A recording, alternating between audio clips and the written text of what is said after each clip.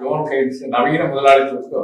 ஆகையால அட்வர்டைஸ் பண்ண ஒன்றுக்கு 2 காரணம் சொல்லு, ப்ரொடக்ஷன் கூடும், கன்சியூமர் கூடும். ஒன்றெடுத்தால் இன்னொன்று இலவசம். ஆடி தள்ளுபடி இல்லாம என்ன காரணம்? இதை வேண்டும் இன்னொன்று இல்லாம. அப்ப நான்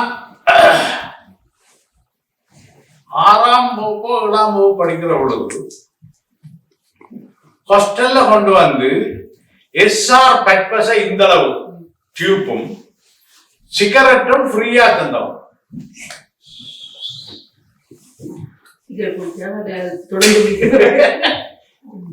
கம்பெனிஸ் இங்க டூத் பேஸ்ட் இந்த அளவு தான் ஞாபகம் இருக்காது. ஞாபகம் இருக்கு இந்த அளவு டூத் பேஸ்ட் ஞாபகம் இருக்கு ஐயா. இலவசமா தந்தோம் யாழ்ப்பாணம். அப்படி சிகரெட்டும் கொடுத்தோம். இலவசமா குடிச்சிட்டு இலவசமா எஸ்ஆர் பர்பஸ் ஒன்று இருந்தது தெரியும். அதுதான் இந்த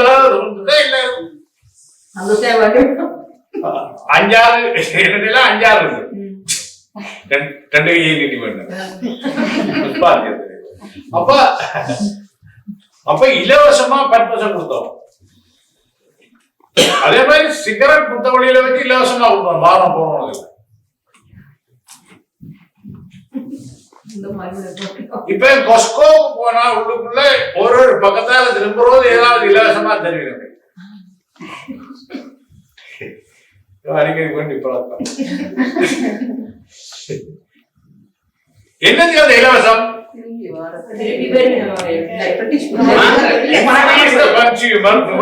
கூட்டு அதுக்கு மாத்தி விடுறது. அட்வர்டைஸ்மெண்ட் எல்லாம் என்ன? எல்லா அட்வர்டைஸ்மெண்ட்டும் என்ன? Increase the consumer productivity goods. இந்த நாள்ல இருந்து இந்த உலகம் விடுபட போகுது, விடுபட்டு கொண்டு வருது. என்னண்டா கன்சியஸ்னஸ் அண்ட் இடையில வந்துட்டு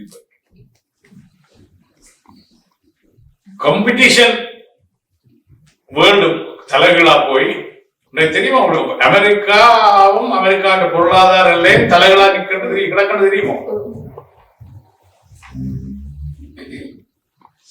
அதை ட்ரிகர் பண்ணினவன் ஈரான்காரன் தெரியுமோ? தெரியாது. கேஸ கூட்டி விட்டா 148 மட்டுக்கும் அமெரிக்கா தொப்பு பண்ணுவாங்க. அமெரிக்காவோட என்ன கண்டுபிடிக்கல ஈரான்காரன், அவன் பேச்சில இருந்து எங்களால கண்டுபிடிக்க முடியும்.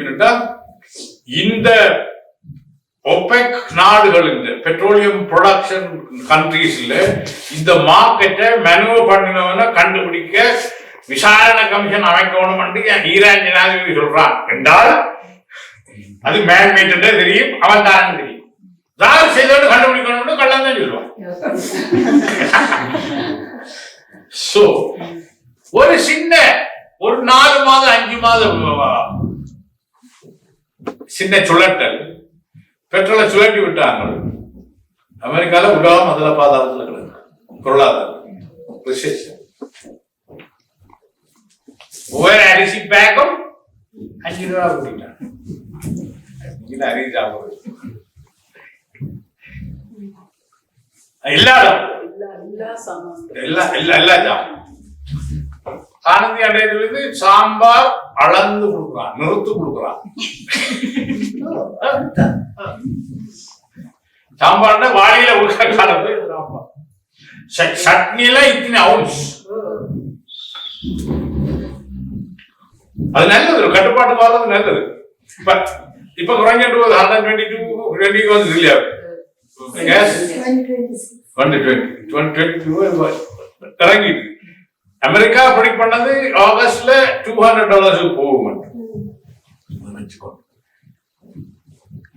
மேன்மேட் ஒரு சின்ன விளையாட்டு உலகம் சர்வ வெல்லமா படைச்சதான்னு கருதி கொண்டிருந்த அமெரிக்காவை தலைவலா குப்பரவளுக்கு புரிஞ்சுதா? அப்ப இந்த 4 சிந்தனைகள்ல இருந்து உலகம் விடுபட போகும். புரிஞ்சுதா? ஏனென்றா உலகத்துல இப்ப கிரீன் ஹவுஸ் கேஸ் எமிஷனை பற்றி பேசாத நடவடிக்கை எடுக்காத நாடுகள் எல்லாம் பின்தள்ளப்படுது. உலக நாடுகளா மற்ற நாடுகளால சபிக்கப்படுது. பூமி பந்த பழுதாக்குறாங்க. அப்ப அதுல ஒரு சகோதரத்துவம் பெறுது. எல்லாரும் பேணவன் நம்ம வீட்டை பார்க்கணும் மண்டல இருந்து நம்ம நாட்டை பார்க்கணும் மண்டல இருந்து மாறி பூமியை பார்க்கணும் என்ற ஒரு உயர் உணர்வு வந்திருக்கு.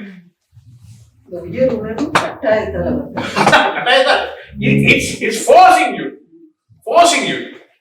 So the beauty பரிணாமம் இந்த மாதிரி சொல்றது.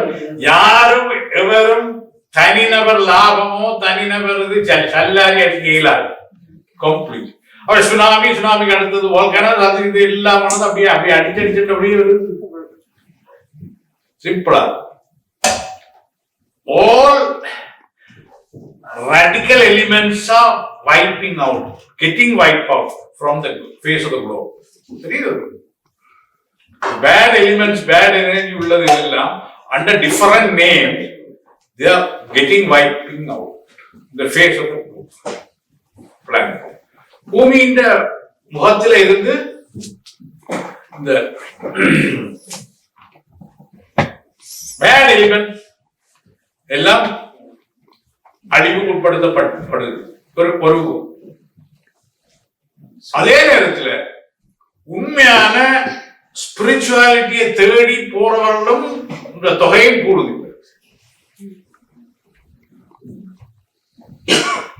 கோயில் இருக்கிற மத போதகர் நான் இல்லாம மத பீடாதிபதிகள் சாயம் எல்லாம் எடுத்து கொண்டு வருது.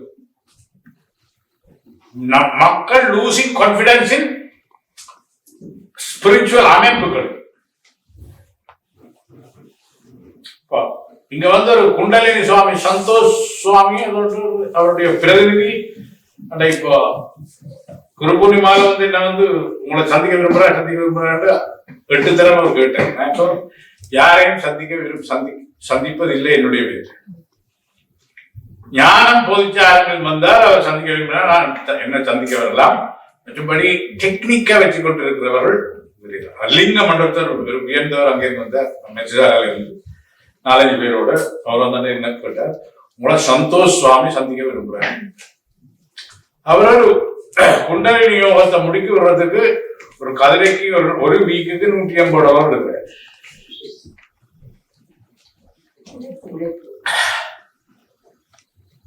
குண்டலினி யோகம்டா என்னன்றதை பற்றி நான் ஆங்கிலத்தில் ஒரு கட்டுரையோடு பார்த்துருக்கிறேன். ஒரு 4-5 இஷ்யூக்கு முதல் அதாவது வாய்ப்பு இருக்கு. இவன் தந்த முதலுக்கு மோசம் செய்ய போட்டு என்ன நியூட்ரலைஸ் பண்றதுக்காக என்ன சந்திக்கணும்னு நினைச்சாரோ நான் நினைச்சேன். கஷ்டப்பட்டு கட்டாயம் சந்தி போனீங்கன்னா என்கிட்ட வந்துடுது முடியாது. ரவிசங்கர் வந்தா கூட நான் சந்திக்க மாட்டேன். இருந்தா ஞானம் இல்லை, வெறும் technique. Meddling with physical body will not give you spiritual satisfaction இல்லையோ. ஏன்னா நானும் குண்டலில ஸ்பெஷலைஸ் பண்ணுறேன். குண்டலினி என்று தெரியல. எவன் மனதை கொண்டு கொள்றானோ, எவன் ஸ்பேஸுக்கு போறானோ என்ன அமைதியை பீஸா தான் இருக்கிறானோ அதுதான் ஸ்பேஸ். எவன் ஸ்பேஸ்ல இருக்கிறானோ அவன் தான் பீஸ்ல இருக்கிறான். அவன் மட்டும்தான் நான் சந்திக்கக்கூடிய ஆளுன்னு சொல்லி கொடுக்கிறேன். பின்பக்கத்தால 2 விரல கொடுத்து முறைக்கு விட்டா குண்டலி எழும்பிடும். குண்டலி எழுப்பி என்ன பிரயோஜனம்? ஆட்கள் கூடினா என்ன வரும்? உள்ள ஆட்களுக்கே வேலை இல்லை, அடிதான் வரும். மென்டல் ஆகி நீங்க போனீங்களா குண்டலி அந்த டக்குன்னு சொல்றா பதில தான் சில புத்தகங்கள்ல இருக்கிறத படியாம அது செய்யக்கூடாது. அது நான் யோகா பழகிற போது குண்டலினி நான் சொல்லித்தான் குண்டலினிய எழுப்புற நிலையில இல்லையா. இப்ப எல்லாருக்கும் தியானம் வந்து அப்படியும் வராத ஆட்களுக்கு சில பயிற்சிகள் மூச்சு பயிற்சிகளாலே எழுப்பலாம். இப்ப இங்க குண்டலினி எழுப்பின ஆட்கள் தான் அத்தனை பேர். 1 அடி 1.5 அடி 4 சக்கரம் 3 சக்கரம் 5 சக்கரம் 6வது சக்கரத்துக்கு போயில அதிகமான எல்லாரும் தியானம் அமைதியா இருக்கு, ஒன்றுமே இல்லை, நான் இல்ல ஒரே ஒளி என்று சொல்றவே எல்லாரும் குண்டலி எழுப்பிட்டு. குண்டலி எழுப்புறதுக்கு முதலாவது முன் தேவை ப்ரீ ரெக்விசிட் மைண்ட் எம்டியா இருந்தா குண்டலி தான். பாடி ஒரு சிஸ்டத்துல இயங்குது, அது தேவையில்லாம நாங்க மெடல் பண்ணக்கூடாது. புரிஞ்சுக்கணும். குண்டலினி எழுப்பிடுறோம் காசு எடுக்காம குண்டலினி எழுப்பினா மண்டையில இல்ல அடிக்கணும். ஓவர் எனர்ஜி என்ன பண்ணிருக்கு.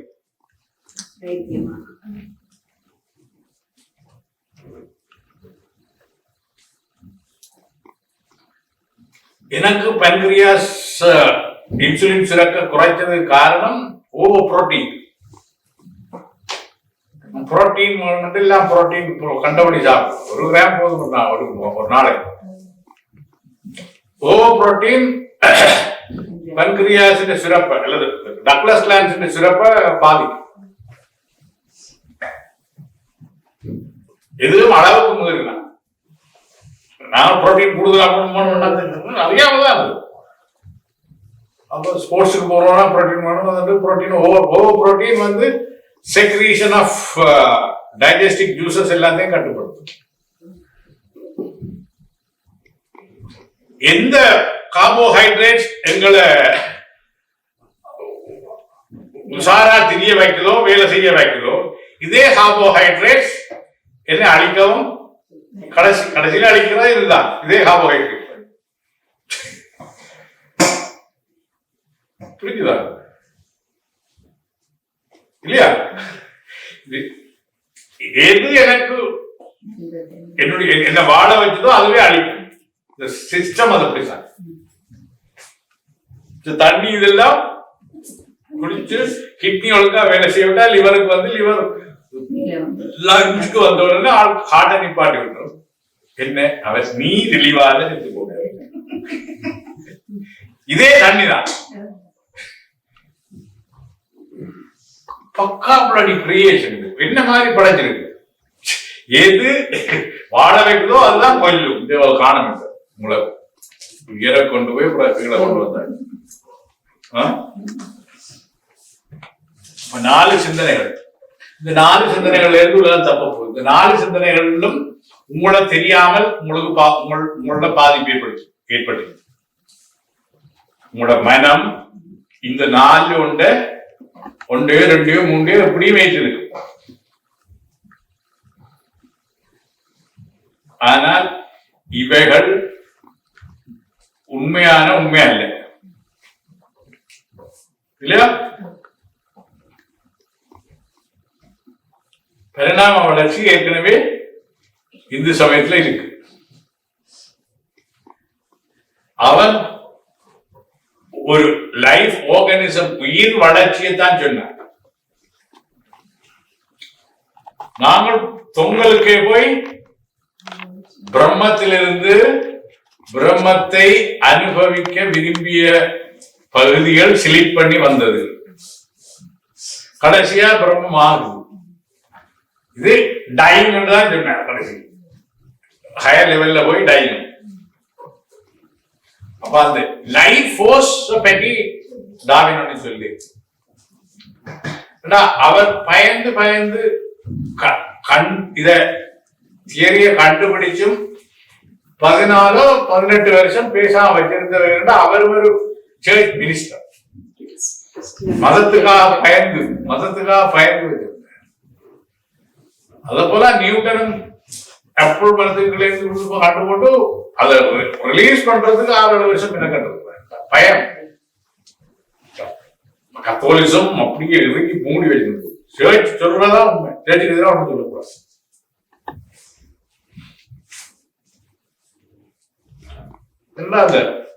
அந்த மதம் திரும்பி தன்னை ஆராய்ச்சி பார்க்குதில்லை.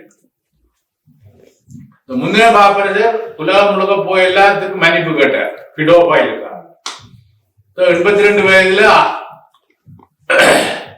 இவர் இப்போதை பார்ப்பது ஆஸ்திரேலியாவில போய் 10,000க்கு மேற்பட்ட பாதிரி மேல் ஹோமோசெக்சுவாலிட்டியில் ஈடுபட்டதுக்கு அதுக்காக நான் மன்னிப்பு கேட்கிறேன். போராடம் எல்லாம் மன்னிப்பு கேட்கிறேன். அமெரிக்காவுக்கு வந்த போதும் மன்னிப்பு. இந்த போகும் போற போகும். Something wrong in the system. வேற அவனுக்கு இயேசுநாதர் தானே, அவரும் 16 வயதில் விருத்தாப்பியம் செய்து கொண்டவர் தானே. முங்கிய பாருங்க, விருத்தாப்பியம் சொன்னா இன்சிஷன், சுன்னத்.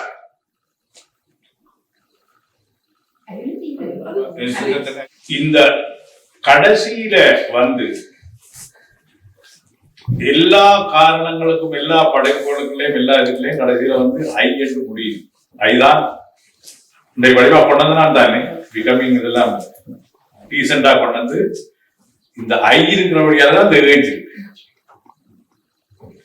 இந்த ஐ என்றது போலித்தனமா ஆத்மாவை நான் என்று கருதுகின்ற ஒரு கன்செப்ட், ஒரு கருத்து. இப்ப ஆத்மாண்டா என்னன்னு உங்களுக்கு விளங்கப்படுத்தியாச்சு.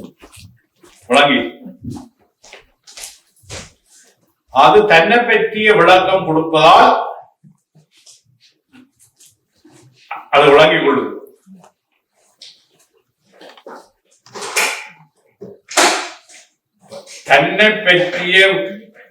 தன்னை பற்றி தானே விளங்கிக் கொள்வதால், என்ற கருவிகளால் விளங்கிக் கொள்வதால் பரிணாமத்தில இனி மேற்கொண்டு அது உள்ள வேண்டிய அவசியம் இல்லை இந்த ஜீவன். புரியுது? ஏனென்றா இந்த அறியாமை எங்க இருக்கு?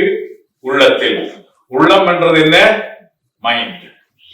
அப்ப அந்த மைண்ட் அண்ட் இன்டெலெக்ட், இந்த ரெண்டு பகுதியாலும் இதெல்லாம் ஆன்மீகம்டா என்ன? சைக்காலஜி. இப்ப உள்ளம் இல்ல, உள்ளத்தை கொண்டு வந்தது இது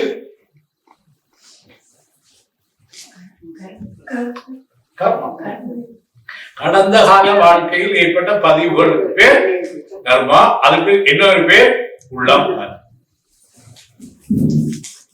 இப்ப நான் இந்த வாழ்க்கையை அனுபவிக்க அல்லது நான் இந்த கருணையை உணர எனக்கு தந்த கருவிகள் மனம் புத்தி. ஆனால் இந்த மனம் புத்தி எனது கடந்த கால வாழ்க்கையின் ஆசை எண்ணங்களின் தொகுப்பு. அதற்கு ஆத்மா எக்ஸ்டென்ஷன் கொடுத்து அதை காவி கொண்டீங்க. நான் இப்ப இதை எடுத்துட்டேன், மனம் புத்தியை எடுத்துட்டேன், ஆத்மா பரிசு. அப்ப ஆத்மாவில அழுக்கு இருக்கும், மனமும் புத்தியே எடுத்துட்டேன். அதுக்கு நாம பாவிக்கிற வழி என்ன? நாங்க ஆத்மாவை நோக்கி போய்கொண்டிருக்கோம், ஆத்மாவுடன் ஆத்மாவை நோக்கி போய்கொண்டிருக்கோம். அப்ப மேல போற ஒரு குத்தலுக்கு கீழே 100 கோக்குது, கையல் நடக்குது. கிளியரா? உங்களுக்கு கனெக்ட் பண்ணது தானே, உங்களுக்கு கனெக்ட் பண்ணது தானே கீழே உள்ளுக்கு. சோ இப்ப உங்களை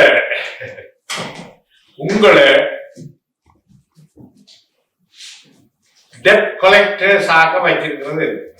டெப்ட் கலெக்டர் கடன்களை சேகரிக்க வீடு வீடா போறவர்களுக்கு முகம் அப்படி இருக்கு. அங்க ஒரு பழமொழி இருக்குது, keeping the face as a debt collector.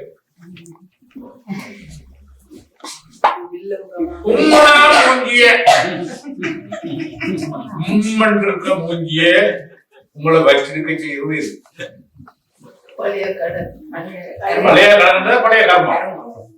பழைய கர்மான்றது கூட தற்போதைய மனமும் புத்தியும். அது இப்ப எடுத்தாச்சு. கடனை கொடுத்துட்டு வேண்ட திரிகிறவர் மாதிரி முகத்தை வச்சு கொண்டிருக்க செய்தது எது?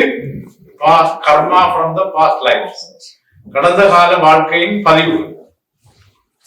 அந்த கடந்த கால வாழ்க்கை இந்த இன்றைய வாழ்க்கையாக பரிணமிப்பதால் எனக்கு ஏற்பட்ட ஏற்றவற்றத்தால் என்னுடைய முகம் கடன் கொடுத்தவன் மாதிரி. His face is like a debt collector. ஆங்கிலத்தில் ஒரு மரபுரிமை சொல். கம்பர் சொல்லுகிறார், கடன் பட்டார் இவன் கடன் வேண்டுவார் மூஞ்சி போலே. நவீன கனடாவில் இருக்கிறதுங்களே இது பிரிட்டிஷ் கனடா புதுசு. கடன் பட்டார் நெஞ்சம் போல திங்கிங் பாருங்க, திங்கிங் கடன் பட்டார் நெஞ்சம் போல. கடன் கேட்க போறோம்னா கண்டாலும் அப்படி இருக்கு.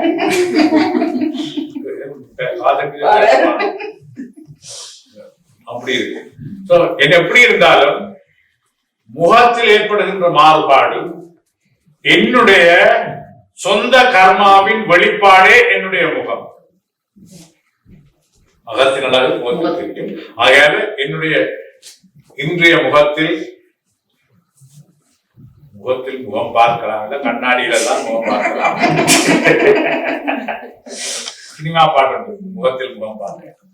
அதல்ல இன்றைக்கு நீங்க கண்ணாடியில பார்த்த போது உங்களோட முகத்தை பார்த்த போது உங்களுக்கு ஏற்பட்ட நிலை என்ன?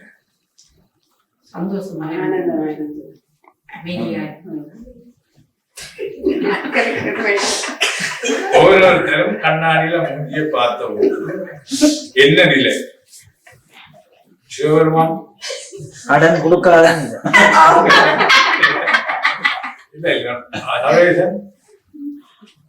ஒண்ணும் பெரிய என்னதுக்கா மொட்டை அடிக்கணும்.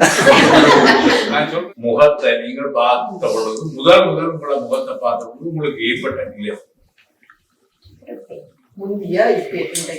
இந்த காலம் உடனடியா வந்த தாட் அது கூடாது.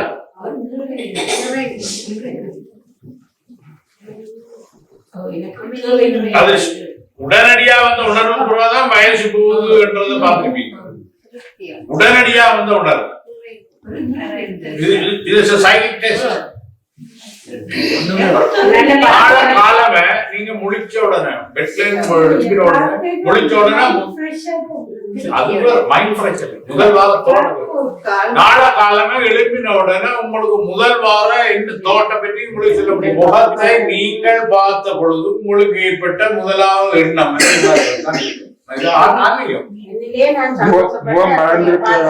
முகம் மலர்ந்திருக்குதா இருக்குதான் பார்த்த உடனே ஏற்பட்ட ரிஃப்ளெக்ஷன் தான் நாங்க பார்த்த உடனே ஏற்பட்ட உணர்வு தான் சிரிச்சு அதோட சந்தோஷமா இருக்கு.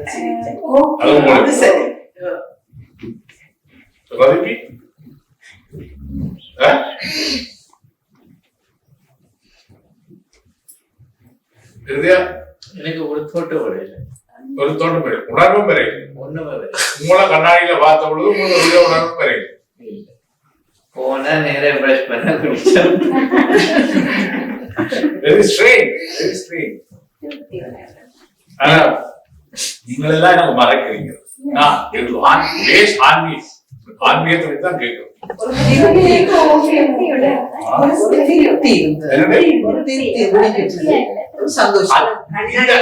சைடுல உள்ளது ஒண்ணு நான் கேட்டது முகத்துல பார்த்த உடனே ஏற்பட்ட கண்ணாடியில பார்த்த உடனே ஏற்பட்ட உணர்வு திருப்தி. எல்லாரும் இப்ப சொல்லிட்டா எல்லாரும் திருப்தி. எனக்கு வித்தியாசம் வந்துச்சு. இது கொடுத்த வெஹிக்கிள் எனக்கு கொடுத்த வெஹிக்கிள் வந்துச்சு. வெஹிக்கிள் கொடுத்த வெஹிக்கிள் சரி, ஏதோ அதுல கண்டம் பண்ணி தான் இல்ல கண்டம் பண்ணல, கிடைச்ச வெஹிக்கிள் இது. இன்னும் ஆழமா போனா தானே கிடைச்சது. அப்ப நான் அதை வெறுக்கலாம் இல்லையா? அப்ப எனக்கு தரப்பட்ட சொத்து நான் என்னுடைய விட எனக்கு தரப்பட்ட ஒன்று, அதை நான் எப்படி பாவிக்கிறேன் அடுத்தாகும். எனக்கு தரப்பட்ட ஒன்று என்னால் புறப்பட்டது அக்கார்டிங் டு மை மெரிட்ஸ். நான் எதிர்பார்த்த பதில் ரிலேட்டட் திஸ் மை இது என்னால் கேட்டு பெறப்பட்ட ஒன்றாகும். அதான் வந்த உணர்வு என்று கேட்டு அதை நீங்கள் வடிவா புரிஞ்சு கொள்வீங்க. புரியுதா?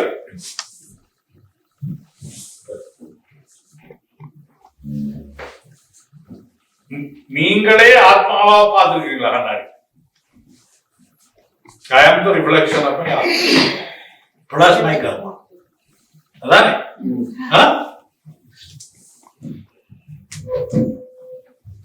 ஆறு நீட்டி நாக்க நீட்டுறதெல்லாம் உடனவாத உணர்வு தான் உடனவாதம். எப்படி நீங்கள் உங்களோட மதிப்பு வச்சிருக்கிறீர்கள்? யூஸ்லெஸ்ஸா யூஸ்ஃபுல்லா, வயசு போகுதா போக இல்லையா, சுருக்கங்கள் எல்லாம் எடுக்கிறது எப்படி, அது இருந்தா என்ன, accept as it is. Accept as it is. உங்களோட மனோநிலை அறிகிறதுக்காக தான் அந்த கேள்வியை போடுங்க. போட்டுனாங்க இப்பயா இப்ப நான் இன்னைக்கு பார்த்ததெல்லாம் யாராவது சொல்ல முடியுமா? திருப்பி கணக்கு பார்த்து வெரி ஹை லெவல்ல ரெண்டு வெரி வெரி ஹை லெவல். ஆனா ஆத்மிக் பாயிண்ட் ஆஃப் வியூல இருந்து பார்த்தா ஆத்மிக் லெவல் அவ்வளவு அங்க ஹை லெவல் இல்லை. as a human, the mundane human, high level. யாராவது தொகுக்க முடியுமா? கட்ஸ் இருந்தா, ஆத்மீகம் விளங்கினா யாராவது தொகுக்க முடியுமா?